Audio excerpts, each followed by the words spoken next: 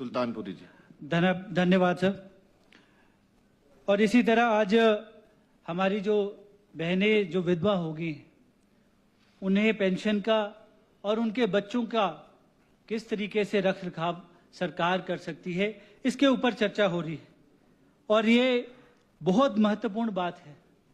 मैं देखता हूं हमारे एक साथी है कोटबेजा गांव के गोपाल, उनका देहांत हो गया। उनकी बच्ची पढ़ाई में बहुत अच्छी है और उसका नाम सोनिया है और उसके पास मुझे लगता है अपनी फीस देने के पैसे नहीं होंगे। पर आज माननीय मुख्यमंत्री ठाकुर सुखविंदर सिंह जी ने ये निश्चय किया है कि हमारी जो बहनें जो विधवा हो गई हैं, उनके जो बच्चे लायक हैं, पढ़ने लायक हैं, उनके लिए आज हमने इंश्योर किया है कि उनकी पढ़ाई की जो भी खर्चा होगा वो सरकार वहन करेगी। ये कितनी सुंदर बात है, ये कितना हमारा अच्छा वेलफेयर जो स्कीम्स हैं उसके ऊपर हम काम कर रहे हैं। आज टूरिज्म के ऊपर हम बात कर रहे हैं। मैं खुद कसौली कॉन्स्टिट्यूएंसी में जब देखता हूं तो हमारा टूरिज्म का जो स्कोप है वो बहुत हाई है और माननीय मुख्यमंत्री जी ने इसमें ये इंश्योर किया है कि जो भी हमारे टूरिस्ट आ रहे हैं उनके जीवन को हम यहाँ पे एक स्वर्णिम उनको यहाँ पे अभाव हो, उनके जीवन के बहुत अच्छे क्षण हिमाचल में व्यतीत हुए हों, उन्हें ये याद करने के लिए इस तरह की जो स्कीम्स लाई जा रही है जिसमें हमारे पहाड़ के जो लोग हैं वो अपनी आमदन को भी बढ़ा सकें और वो इस टूरिज्म का हिस्सा बन सके। इस तरह की पॉलिसीज को जो लाया गया है, चाहे आप होम स्टे बनाना चाह रहे हैं तो आपको 5% का लोन जो सरकार आपकी तरफ से देगी, उसके ऊपर काम कर रहे हैं। आज होम स्टेज के लिए बहुत प्रोत्साहित करने की कोशिश की जा रही है। वेलनेस सेंटर के ऊपर हमारी तरफ से कोशिश हो रही है, हेलीपैड्स के ऊपर हमारी कोशिश हो रही है और रिलीजियस टूरिज्म के लिए हम काम कर रहे हैं। इससे हमारे पूरे प्रदेश का भला होगा। हमारे जो युवा साथी हैं उनके लिए नए, मैं समझता हूं, मौके मिलेंगे कि वो एम्प्लॉयमेंट में उन्हें सेल्फ जनरेटिंग एम्प्लॉयमेंट होगा। आज जो वूल मार्केट है उसको भी एक प्रोत्साहन मिला है और वूल मार्केट में जो जीपीएस के द्वारा हमें आइडेंटिफाई करने के लिए एक तरीका बना है, उसमें बेस्ट ट्वीट जो अगर होगा तो वो हमारे प्रदेश का होगा, ये मैं बताना चाहता हूं और वो महंगे महंगे दामों पे बिकेगा।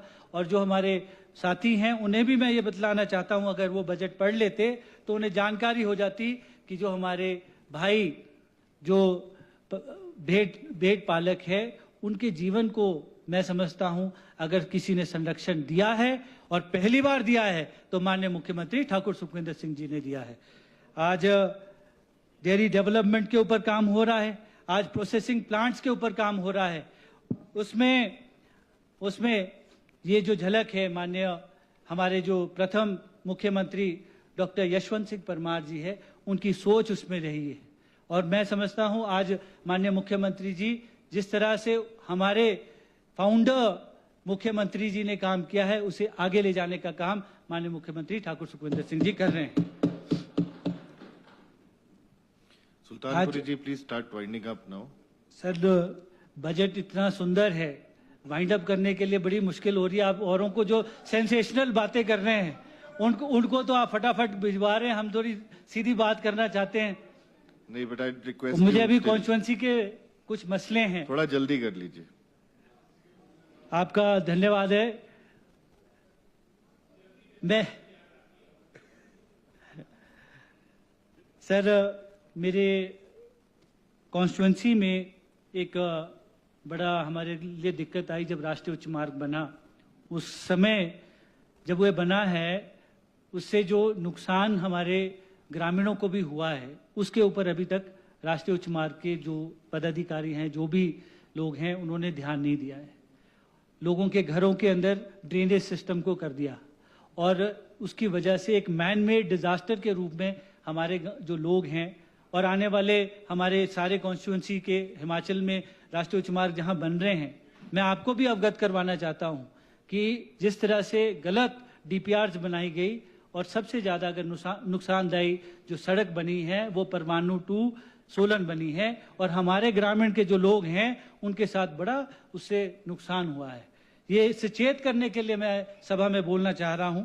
साथ में उसी में जब हमारे धर्मपुर से ये राष्ट्रीय उच्च मार्ग निकला, सारी की सारी दुकानें तोड़ दी गई।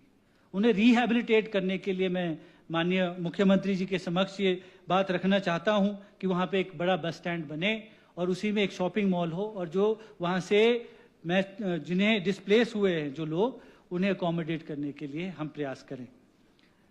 इसी तरह एक डिस्पैरिटी मैं देखता हूं हमारी कॉन्स्टिट्यूंसी में। जब चुनाव आए थे तो चुनावों के दौरान मेरी कॉन्स्टिट्यूंसी में धर्मपुर स्पेसिफिकली मैं बोलना चाहता हूं, वहां पे एक थड़े का ठाकुर द्वारा है, उसके सामने वाले जो लोग हैं उनको साडा में डाल दिया गया, और जो वो पहाड़ की दूसरी साइड को हैं उनको टीसीपी में रखा गया। और दूसरी जगह कुम्हारट्टी में वैली एक्ट लागू है, कोटी में वैली एक्ट लागू नहीं है। ये डिस्पैरिटी जो है इस एक्ट के द्वारा, इसके ऊपर मुझे आज चिट्ठी भी आ रही है लोगों की, वो ये कह रहे हैं कि ये क्लैरिटी नहीं है। एनजीटी के आदेशों द्वारा हमारे लोगों का बड़ा नुकसान हो रहा है, और मैं सरकार का ध्यान रखना चाहता हूं, क्योंकि जब पिछली सरकार थी तो उस समय वहां पे गोलीकांड भी हुआ, काफी नुकसान हमारे लोगों का हुआ है। तो मेरा आपसे अनुरोध है कि इसके ऊपर हम कुछ काम करें। सर, मैं सिर्फ 2 मिनट लूंगा, बहुत महत्वपूर्ण पार्ट है।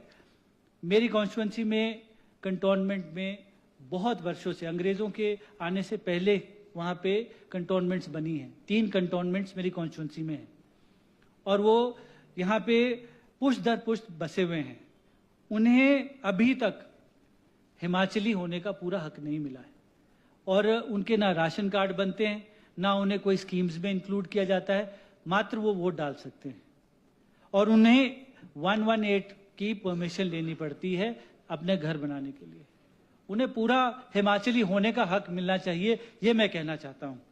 और उसके साथ ही मैं ध्यान लाना चाहता हूँ, हमारे जो हॉस्पिटल्स हैं उसमें चामिया का जो हॉस्पिटल है वो अंडर कंस्ट्रक्शन है।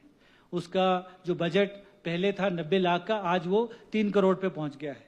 इसी तरह जब राष्ट्रीय उच्च मार्ग बना था तो धर्मपुर का जो हॉस्पिटल है वो तोड़ दिया गया, और राष्ट्रीय उच्च मार्ग के द्वारा जो हमें कॉम्पनसेशन मिला था वो 3 करोड़ रुपया था। 3 करोड़ रुपया जो है अभी भी फाइनेंस के पास पड़ा हुआ है। मेरा अनुरोध है कि उस पैसे को रिलीज करके हमें जो 50 बेडेड हॉस्पिटल धर्मपुर में बनाना है उसे इशू किया जाए। Please now. Sir, 2 points and then I'll call it off.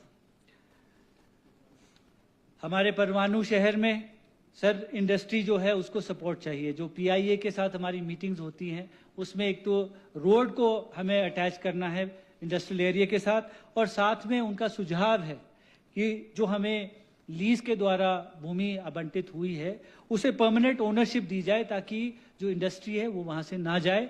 अगर उन्हें वो हम अकोमोडेट करेंगे तो वो यहाँ पे स्थापित रहेगी, और यहीं पे हमारे लोगों का ही उसमें भला होगा।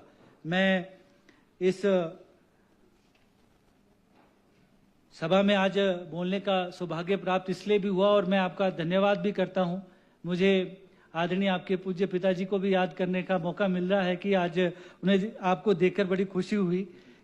आपके समक्ष में अपने मुद्दे रख सका, और जब पार्टी मीटिंग्स में हम इकट्ठे काम करते आए हैं तो आज आपके सामने बोलने का बड़ा अच्छा लगा मुझे, और इस बजट भाषण में आपके सामने बात करने का मौका मिला। मैं माननीय मुख्यमंत्री जी की सोच को सलाम करता हूं और समर्थन करता हूं, यही मैं कहना चाहता हूं। धन्यवाद।